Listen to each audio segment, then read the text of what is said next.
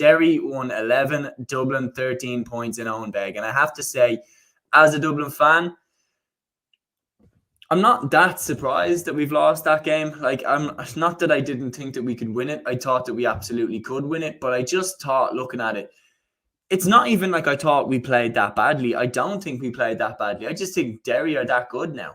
They are one of the best teams in the country. And going up to Owenbeg and playing them in Owenbeg, that's a really difficult place to go.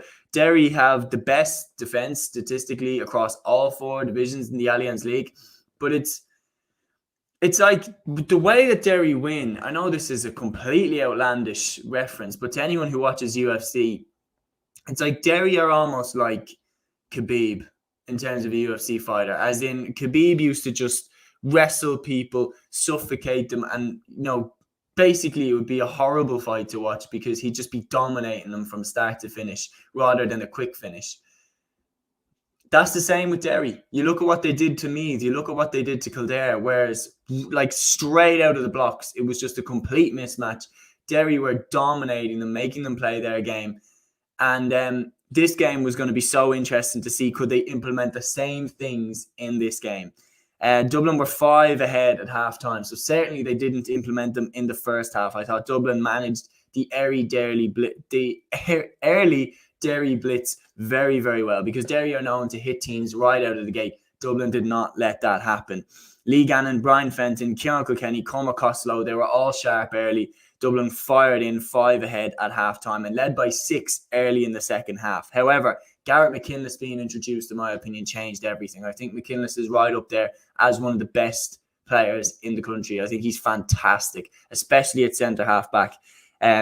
And then when he came in, he just brought bite, he brought spirit, he brought determination and true work rate to that Derry side. And the goal from Niall Toner was a huge turning point, because all of a sudden Derry were right back in the game. And with every score Derry got, a massive cheer came from the Owenbeg crowd. And you could tell this was on the cards. All of a sudden Dublin looked there, but it was like a real back and forth game.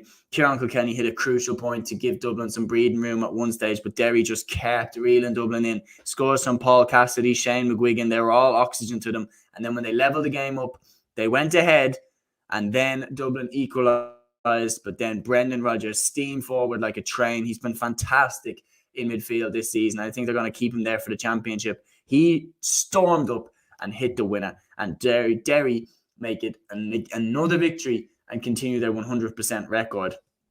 For me, keep Brendan Rodgers at midfield, especially with Alan McAvoy at fullback. McAvoy looks fantastic, and then Brendan Rodgers looks like he can run all day around the midfield. And then you've got the likes of Emmett Bradley to come in as an impact sub. Like, Derry are really, really, really strong in the midfield. And can you imagine if the likes of Callum Brown and Anton Tohol came back from the AFL? Should it have 5 world-class midfielders there to choose from? So things are looking pretty good in Derry.